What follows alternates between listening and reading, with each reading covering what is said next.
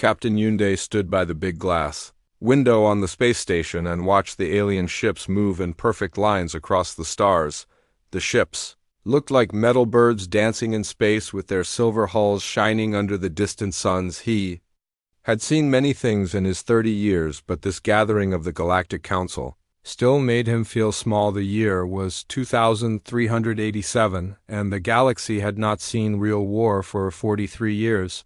The Great Prohibition had ended all human involvement in military conflicts, and today the Council wanted to show everyone why that decision had been correct. Lieutenant Park Ji-woo stood next to Day, wearing the same blue uniform of the human diplomatic corps. The other aliens in the viewing area stayed far away from them and whispered when they thought the humans could not hear. Day remembered what Ambassador Lee Soo-jin had told them before they came to watch this demonstration. She had been very clear about their role. Today they were observers.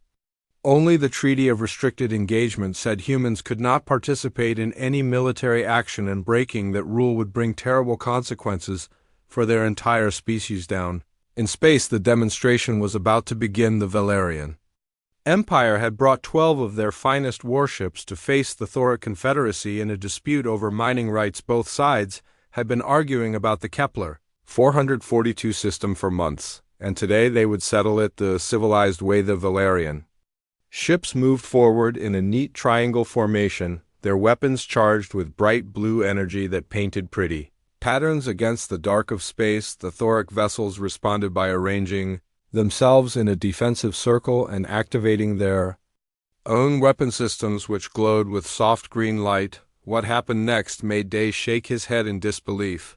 The two fleets approached each other very slowly and began what could only be called the most polite battle he had ever witnessed. The Valerians fired their weapons, but only at empty space near the Thoric ships. The energy beams created beautiful light shows, but did no real damage. The Thorax returned fire in the same manner. Their green energy beams danced around the Valerian vessels like some kind of space ballet. One Valerian ship pretended to take damage and began spinning slowly while releasing harmless smoke clouds from its engines.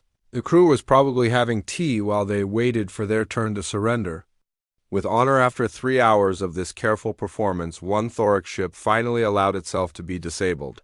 Its captain sent a formal message, accepting defeat and praising the superior tactics of the Valerian commander. Both fleets then began rescue operations to save the crew from the disabled vessel, even though everyone knew the ship was perfectly fine. Day watched alien diplomats in the viewing area nod with approval at this display of civilized warfare. They spoke in hushed tones about the beauty of conflict resolution through measured force and minimal casualties. The whole thing looked more like a dance recital than a battle. When the demonstration ended, Elder Korvash of the Galactic Mediation Council addressed everyone through the universal translator. His voice carried the weight of someone who had lived for centuries and seen the galaxy change in ways most beings could not imagine. This is how enlightened species conduct warfare, he announced with pride. Minimal casualties, maximum honor, disputes resolved through controlled application of force.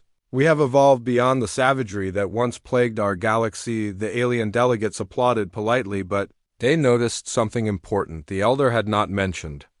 The entire 6-hour battle had accomplished exactly nothing. Both fleets were returning to their original positions. The mining rights dispute remained unsolved, and they had scheduled another mediation session for next month after the ceremony ended. A young Zelani diplomat approached the human delegation. Her blue skin showed the nervous color changes that her species displayed when anxious. Most aliens avoided talking to humans directly, but curiosity had overcome her natural caution. Is it true what the histories say about your species wars? She asked in broken galactic standard. That your people fought until entire cities burned and whole continents were left as wastelands. Ji-woo started to answer, but Day placed a warning hand on his friend's arm. The stories were true, but they were also forbidden knowledge. Humanity's complete military history was classified at the highest security levels. Only the inner circle of the Galactic Council could access those records. The galaxy preferred to remember humans as the species too dangerous for war rather than the species that had changed what winning meant. They told stories about human brutality and savagery, but never mentioned human effectiveness or the reasons behind their Methods: we follow the same rules as everyone else, now Day replied diplomatically. The past is the past, and we have all learned better ways to solve our problems. The young Zelani looked disappointed but nodded and returned to her own delegation day. Could see she had wanted to hear the forbidden stories about the species that had once made the entire galaxy tremble with fear as they prepared to leave the station. Day felt troubled by reports that had been filtering in from the Outer Rim territories. Trade convoys were disappearing with increasing frequency, colonies were going silent without explanation, and pirate activity had increased dramatically in the past few months. The civilized species were handling these problems with their usual measured responses. They sent diplomatic protests to empty space and scheduled mediation conferences with attackers who never showed up. Their rules of engagement required them to give quarter to enemies who showed no mercy in return. Back on their transport ship, Ambassador Su Jin was reading encrypted messages from deep space monitoring stations. Her face grew pale as she studied the data. Something was moving in the dark nebula region, something big enough to register on sensors from incredible distances. The message she received that night made her hands shake as she read it. Fleet movements unlike anything in recorded galactic history were massing beyond the edge of known space. Whatever was coming did not appear to follow any of the established rules of civilized warfare. Su Jin understood what the rest of the galaxy did not yet realize. The Galactic Council had forbidden humans from participating in military conflicts for 43 years. They told everyone it was to protect the galaxy from human violence and aggression, but the real reason was much more complicated. Humans had been banned from war not because they fought too brutally, but because they fought to win. When humans went to war, they did not stop until their enemies could no longer fight back. They did not follow rules of honor or codes of conduct that limited their effectiveness. They used every advantage and exploited every weakness until victory was complete. The galaxy had enjoyed 4 decades of peace because no one had challenged their system of civilized warfare, but something was coming from the darkness beyond the rim, and it would not be impressed by pretty light shows or formal surrender ceremonies. As their ship jumped to hyperspace, Su Jin realized the galaxy was about to learn a lesson it had tried very hard to forget. There was a reason humans had been forbidden from war zones, and it was not for the galaxy's safety. It was because when humans fought wars, they won them. The beings approaching from the dark nebula would not follow the rules. The galaxy would need to remember how to fight for survival rather than honor. And there was only one species that had never forgotten the difference between the two. The Great Prohibition was about to face its greatest test. 3 months had passed since the peaceful demonstration at the diplomatic station, and now the galaxy faced something it had not seen in over 40 years. Real war had come to the Outer Rim territories, and the civilized species did not know how to respond. Commander Shinbyo Ra stood in the war room aboard the Council's flagship, staring at holographic displays that showed destruction beyond anything the galaxy had recorded in living memory. 17 colonies had been wiped out in the past week, and the enemy responsible did not follow any known rules of warfare. Captain Kim Tae-hyun updated the tactical display with shaking hands as he reported the latest casualty numbers. The beings called themselves the Devourers, and they had emerged from the dark nebula like a plague of metal locusts. They did not seek territory or resources in the traditional sense. They consumed everything and left dead worlds behind. The Valerian Third Fleet had attempted to engage the enemy using standard protocols. Admiral Zephan had approached the Devourer ships with formal communication channels, open broadcasting surrender terms in 17 different languages, and waiting for the customary pre-battle negotiations. The Devourers had responded by turning the entire Valerian fleet into expanding clouds of superheated plasma in exactly 40 minutes. Admiral Throsk of the Thoric Confederacy stood frozen before the casualty reports, his massive frame trembling with disbelief. This is impossible. He kept repeating, no species fights with such savagery. Where are their honor codes, their rules of engagement, their respect for civilian populations? Ra exchanged meaningful glances with the other human observers in the war room. They recognized exactly what they were seeing because they had studied this kind of warfare in their classified archives. The Devourers fought like humans used to fight, with one terrifying difference. Humans had fought to protect something these beings fought only to consume everything. The assembled alien commanders represented species that had not experienced military defeat in their recorded histories. The shock was visible in every gesture and expression. They had built their entire understanding of conflict around the assumption that all intelligent beings shared basic concepts of honor and restraint. Supreme Mediator Varix shimmered with agitation as she addressed the emergency council session. Her crystalline form usually glowed with calm authority, but now it flickered with patterns that showed deep distress. The Council has requested that all member species contribute their finest military units, she announced. We will form a coalition fleet using proper engagement protocols. Surely these invaders can be reasoned with once they understand our superior moral framework. Lieutenant Park Ji-woo, now serving as military liaison, cleared his throat carefully. With respect, Supreme Mediator, these beings do not appear interested in negotiation. Perhaps a more direct approach would be appropriate. The chamber fell completely silent. Every alien eye turned toward the human delegation with expressions that mixed fear with disgust. Admiral Thros clicked his mandibles in disapproval. You would have us abandon 4 decades of enlightened warfare, return to the barbarism that your species once practiced. I am suggesting we consider all available options. Ji-woo replied diplomatically, though Bo Ra could see the frustration building.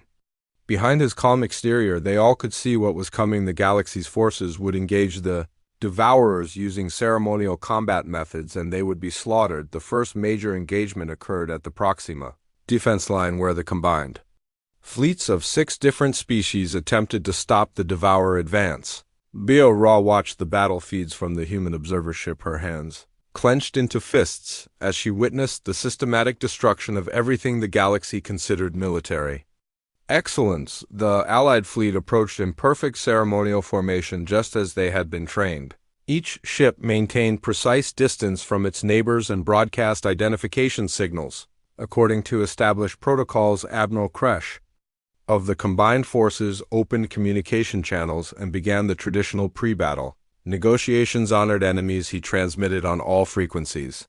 We acknowledge your territorial claims and invite you to state your grievances so that we may reach an acceptable compromise through civilized discourse. All participants in this engagement will abide by the galactic conventions regarding treatment of prisoners, protection of civilians, and preservation of cultural artifacts. The Devourers' response came in the form of weapons fire that exceeded anything in the galaxy's military databases. Their energy beams did not create pretty light shows or carefully controlled damage. They punched through Alliance shields like they were made of paper and turned entire battleships into expanding debris clouds. Admiral Kresh called for controlled tactical withdrawal and regrouping as his forces began taking catastrophic casualties. But when the Allied ships attempted to retreat, they discovered that the Devourers had already moved to block all escape routes. The enemy had anticipated their response and prepared for it. This was not the kind of warfare the galaxy understood. The Alliance commanders kept broadcasting surrender terms and requesting negotiation while their ships were systematically destroyed around them. They could not comprehend an enemy that viewed communication attempts as signs of weakness rather than opportunities for honorable resolution. In 12 hours, the Proxima defense line ceased to exist. Over 300 Allied ships had been destroyed, and an estimated 2 million crew members were either dead or captured for unknown purposes. The surviving commanders could not understand what had gone wrong. They had followed every established protocol for civilized warfare. The Devourer fleet did not pause to accept surrender or negotiate terms. They simply continued their advance toward the next defensive position, leaving behind them a debris field that had once been the pride of 6 different military traditions. That night, as emergency sessions convened across the galaxy, Ambassador Su Jin received an encrypted message that made her blood freeze. The communication came from the Human Colonial Authority, specifically from archives that had been sealed for over 40 years. The message was brief but carried implications that would reshape everything. The Devourer's tactical signature matches historical patterns from the Terran Defense Wars. Recommend immediate consultation with classified military archives. Authorization code broken.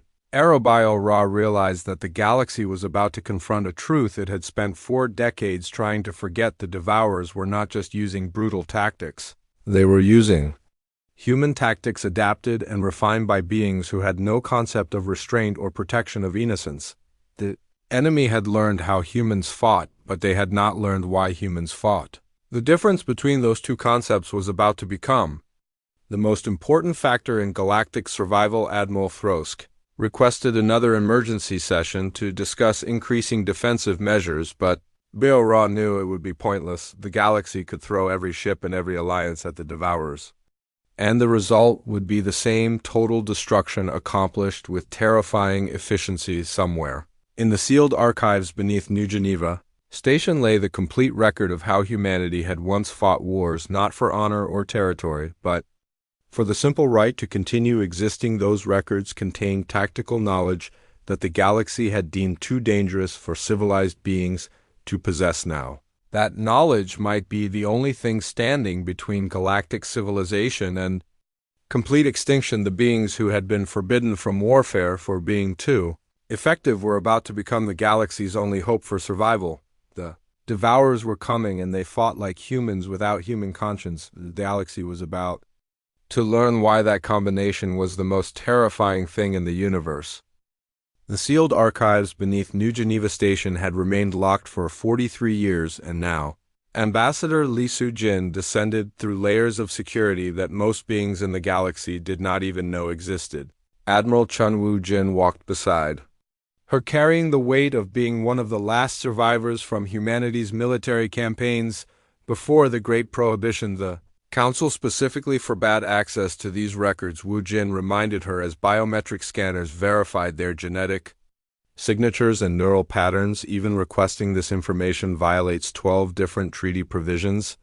The Council also specifically forbade the genocide of entire star systems. Su-jin replied with grim determination. The Devourers destroyed the Andorian homeworld yesterday. 7 billion beings gone in 6 hours. I think we are past worrying about treaty violations. The archive chamber contained the complete military history of humanity, from the earliest tribal conflicts on Earth to the devastating efficiency of the Terran Defense Wars. Holographic displays activated automatically as they entered, showing battle plans, weapon specifications, and tactical analyses that the galaxy had deemed too dangerous for civilized beings to know. Lieutenant Colonel Park Min-ho emerged from the shadows where he had waited alone for 4 decades, guarding secrets that could reshape galactic warfare. His hair had turned white during his long vigil, but his eyes still held the sharp focus of a career soldier. "You are here about the Devourers," he said, without any greeting. "I have been monitoring the battle feeds. They fight like we used to fight." "Show me," Su-jin commanded with the authority of someone who had just watched civilization crumble. The displays shifted to show side-by-side tactical analyses that made Woo-jin step back in alarm. On one side, the Devourers' assault on the Proxima defense line played in slow motion. On the other, archive footage from humanity's war against the Zirathi Hive showed battles that had ended just months before the galaxy banned humans from all military conflicts. Similarities were impossible to ignore. Both forces used overwhelming firepower to create chaos, then exploited that chaos with rapid, decisive strikes that gave no quarter. Both ignored traditional rules of engagement, focusing solely on achieving victory through any means necessary. Both understood that war was not a diplomatic exercise or an honor duel. The difference, Min-ho explained as he highlighted tactical markers on both displays, is that we fought to protect our colonies and preserve our way of life. The Devourers fight to consume and destroy everything. They have taken our methods and stripped away our humanity. Woo-jin studied the data with growing horror. The Zirathi war lasted 8 months and cost us 3 million casualties, but we won because we understood something the Zirathi did not. We knew when to break our own rules to achieve necessary objective. Su-jin accessed the classified after-action reports from humanity's final military campaign and the documents made for sobering reading. Human forces had used tactics that violated every principle of civilized warfare, but they had achieved total victory against an enemy that threatened human extinction. The galaxy had been so horrified by humanity's methods that they banned humans from all future conflicts rather than risk seeing such efficiency again. The Council thought they were "Protecting the galaxy from us," Min Ho said quietly as he pulled up personnel files. "They never realized they were protecting us from ourselves. We are very good at war, but being good at something does not mean you have to enjoy it," the archive contained detailed profiles of every human military commander from the past 2 centuries, including psychological assessments and tactical evaluations that had been erased from official history. Su Jin found herself reading about generals and admirals whose victories had been deemed too ruthless for public knowledge. Among the files was the complete record of General Yoon Ha-young, who had commanded the final assault against the Zirathi homeworld. Her tactical approach had been simple and devastating. Identify the enemy's center of gravity, then apply overwhelming force until resistance collapsed completely. The war had ended within hours of her fleet reaching Zirathi space. The Council buried these records because they were afraid, Wu Jin realized, as he read through classified strategic assessments, not afraid of what we might do to our enemies, but afraid of what our enemies might learn. If they studied how we fought now, the galaxy faced an enemy that had already learned those lessons through some unknown means. The Devourers fought with human tactical doctrine, but without human restraint or protective purpose.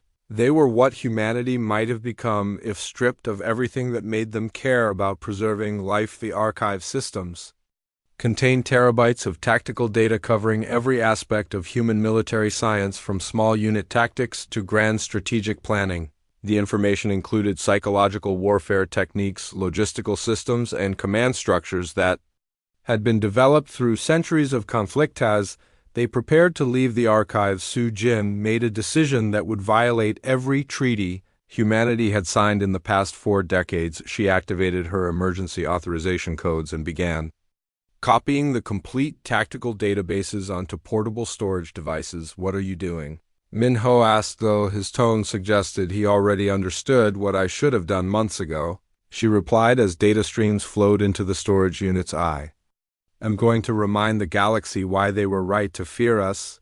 The only thing that can defeat an enemy using human tactics is someone who understands those tactics better than they do." The copying process took several hours, during which they reviewed more archive materials that painted a complete picture of human military evolution. The records showed how humanity had developed their approach to warfare through necessity rather than choice. Every brutal tactic had been created in response to enemies who threatened human survival. The Terran defense wars had been fought against the Zirathi, a species that consumed other intelligent beings for biological resources. The Zirathi had shown no mercy and expected none in return. Humanity had adapted their methods accordingly, and the results had shocked even their own military leadership. These files also contained something else that made Su Jin paused: detailed analyses of how human tactics could be countered. The military scientists of the pre-Prohibition era had studied their own methods and identified weaknesses that could be exploited by sufficiently prepared enemies. If the Devourers have access to human tactical knowledge, they might also know our vulnerabilities, she realized. This could be more dangerous than we thought. Min Ho nodded grimly. The archive contains contingency plans for exactly this scenario. What happens when someone uses our own methods against us? The answers are not comfortable reading. As they finally prepared to leave New Geneva Station with storage devices containing 40 years of Forbade's knowledge, Su Jin understood that they were crossing a line that could never be uncrossed. The galaxy had spent 4 decades building a civilization based on controlled conflict and measured responses. Now they would have to choose between maintaining their moral principles and surviving the next 6 months. The Devourers would not give them the luxury of honorable defeat. They would consume everything and leave nothing behind but empty space. Prohibition was about to end, whether the Galactic Council approved or not. The question was whether humanity could remember how to fight for something worth preserving, rather than simply fighting to win. The archives contained the answer to that question too. The emergency session of the Galactic Council convened in the shadow of unprecedented disaster. 47 star systems had been consumed by the Devourers in just 2 weeks, and their advance showed no signs of slowing. The assembled delegates represented species that had never known military defeat in their recorded histories, and the shock was written across every face and expression. Captain Kim Min-soo stood before the council chamber wearing the olive-green battle dress uniform that had been locked away for 40 years. The formal diplomatic blues were gone, replaced by clothing designed for actual warfare. Admiral Park So-young stood beside him, reviewing tactical displays that showed the complete failure of galactic defensive efforts. The human delegation no longer sat in the observers section. They had been moved to the primary briefing area, though many delegates still watched them with barely concealed terror. The fear was understandable. Humans had been banned from warfare for being too good at it, and now the galaxy needed exactly that kind of competence. The combined fleets of 8 species have been defeated. Supreme Mediator Varix reported, her crystalline form dim with exhaustion. Our casualty rates exceed anything in recorded galactic military history. The Devourers appear completely immune to conventional tactical approaches. Admiral Throsk of the Thora Confederacy rose from his seat, his massive frame shaking with rage and desperation. We have followed every protocol, employed every civilized strategy. These invaders refuse to acknowledge the rules of proper warfare. They fight like he could not finish the sentence, but every being in the chamber understood the Devourers fought like humans had once fought, with single-minded determination to achieve total victory regardless of cost or convention. The comparison was both accurate and terrifying. Min-soo stepped forward, his voice carrying the weight of 40 years of suppressed military tradition. Honorable delegates, the Devourers have learned to use our tactical methods, but they lack our strategic understanding. They know how to break an enemy, but they do not understand why we developed these methods. You would have us learn from barbarism. Elder Corvash demanded, his ancient voice filled with disgust. Abandon 4 decades of enlightened progress to embrace the savagery that your species practiced. I would have you learn from necessity, So-young interjected, activating a holographic display that showed the Devourer's systematic advance pattern. They are not just conquering territory, they are destroying the infrastructure of galactic civilization. In 6 months there will not be a galactic council left to debate proper warfare protocols. The projection showed casualty estimates that made several delegates physically recoil. At their current rate of advance, the Devourers would reach the core worlds within 8 weeks. Conservative projections suggested total galactic casualties in the hundreds of billions. What do you propose? Varix asked quietly, her voice barely above a whisper. So-young activated another display showing fleet deployment patterns that made the alien military commanders lean forward. Despite their moral revulsion, the Devourers expect you to fight like civilized beings. They have adapted their tactics to counter your honorable approaches, but they have not adapted to counter methods they have never encountered. You are talking about total war. Admiral Throsk realized, his voice heavy with the weight of understanding the kind of warfare that your species was banned from practicing. I am talking about survival. Min-soo replied without hesitation. The Devourers are not interested in your rules or your honor codes. They want to consume everything you have built and everyone you have ever loved. You can face them with civilized warfare and lose everything, or you can face them with methods that actually work. The chamber erupted in heated debate. Some delegates argued for maintaining their moral superiority even in the face of extinction. Others pointed out that moral superiority meant nothing if there was no one left alive to practice it. The humans waited patiently while the galaxy struggled with a choice their species had faced centuries earlier. Representative Kala of the Valerian Empire stood to address the assembly. Her people had suffered the heaviest losses in the early engagements, and her voice carried the pain of those defeats. The Devourers destroyed my homeworld 3 days ago, she said with quiet dignity. Everyone I ever knew is gone. I do not care about honor or protocols or proper warfare anymore. I want the beings who killed my family to pay for what they have done. The silence that followed was profound. Every delegate understood that they were witnessing the moment when civilized warfare died. The galaxy could no longer afford the luxury of fighting according to rules that their enemies ignored. Finally, Supreme Mediator Varix called for the formal vote. The question was simple. Should the Great Prohibition be lifted and humans allowed to resume their role in galactic warfare with full authority to use whatever methods they deemed necessary? 7 species voted to maintain the prohibition and face extinction with their honor intact. 9 species voted to lift the restrictions and allow humans to wage war according to their own understanding, representing the newest colonies. Young delegate Zara cast the deciding vote. My world was consumed yesterday, she said with steel in her voice. My family, my friends, everyone I loved is dead. I do not understand your debates about honor and proper methods. I only know that something must be done to stop these monsters. If the humans can do what needs to be done, then I vote to let them. The vote was recorded and transmitted across the galaxy. Within hours, emergency production facilities began manufacturing weapons designed according to human specifications. Shipyards that had built ceremonial vessels for 40 years retooled to produce instruments of actual warfare. That night, Admiral Park So-young stood in the command center of what had once been a diplomatic station. Around her, human officers who had spent 4 decades in forced retirement prepared for the kind of warfare their species understood better than any other. The equipment was different and the stakes were higher, but the principles remained the same. The prohibition was officially over, but So-young understood that this was about more than just military authorization. The galaxy was trusting humanity with its survival, and that trust came with responsibilities that went far beyond tactical expertise. Humans had been banned from warfare not because they were too violent, but because they were too effective at achieving their objectives. When humans went to war, they fought to win completely and decisively. The galaxy was about to rediscover what that meant. Commander Li Min-jun reviewed the tactical databases that had been copied from the sealed archives. Every piece of forbidden knowledge was now available to human forces, but with it came the memory of why that knowledge had been forbidden. The methods worked, but they came at a cost that extended far beyond casualty figures.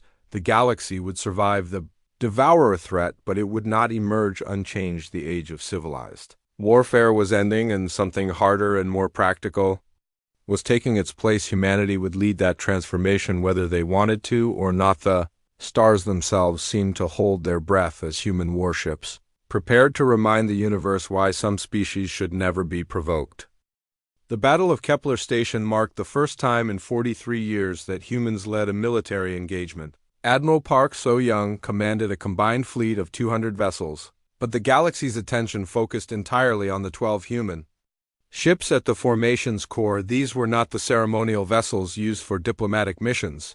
They were purpose-built instruments of war designed according to specifications that had been classified since the Great Prohibition. Captain Yunde stood on the bridge of the HSS Indomitable, watching sensor readings that showed the approaching devourer fleet. The enemy moved in their familiar consuming formation, 300 vessels arranged like the jaws of some massive predator. Beside him, Lieutenant Park Ji-woo coordinated with alien fleet commanders who were still struggling to understand human tactical doctrine. The Thoric Admiral is requesting confirmation of target priorities, Ji-woo reported. He wants to know which enemy ships we will engage first according to established honor protocols. Tell him we do not engage ships. Day replied, his voice carrying the calm certainty that had defined human military leadership for centuries. We engage the enemy's ability to fight. Target their command structure, their logistics, their will to continue. Ships are just tools that can be replaced. The Devourer fleet approached using the same formation they had used to destroy 47 star systems, 300 vessels designed to overwhelm and consume everything in their path. They had learned to counter every tactic the galaxy had developed over 4 decades of civilized warfare, but they had never faced tactics designed to win wars rather than win honor. All units execute. Protocol 7. So-young commanded from the fleet flagship. Across the combined formation, human vessels began implementing a strategy that violated every principle of civilized combat. Instead of engaging the enemy fleet directly, they began targeting the space around it. The first phase involved something the galaxy had forgotten was possible. Human ships began laying gravitational mines in the Devourer's projected path, creating artificial gravity wells that would disrupt their tight formation. Simultaneously, other human vessels deployed electromagnetic pulse generators designed to blind enemy sensors and communications. "This is barbaric," Admiral Throsk muttered as he watched the tactical display. "You are not even giving them a chance to surrender honorably or state their grievances." They did not give the Kepler colonists a chance to surrender either. They reminded him war is not about giving the enemy chances. It is about taking away all their chances until they cannot fight anymore. The Devourer fleet hit the gravitational mines exactly as human tactical computers had predicted. Their consuming formations scattered as individual ships struggled to maintain course through fluctuating gravity fields their communications array designed.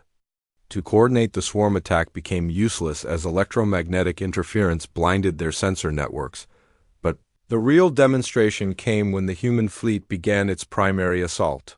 Instead of the traditional frontal engagement that the galaxy had practiced for decades, human ships attacked from 17 different vectors simultaneously.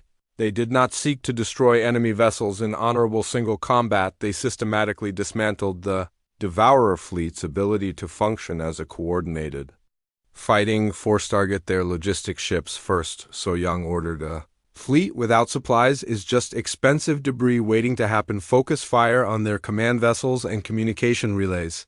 Make them fight as individuals instead of as a unified force. The alien commanders watched in fascination and horror as human tactics turned the Devourer's own strengths against them.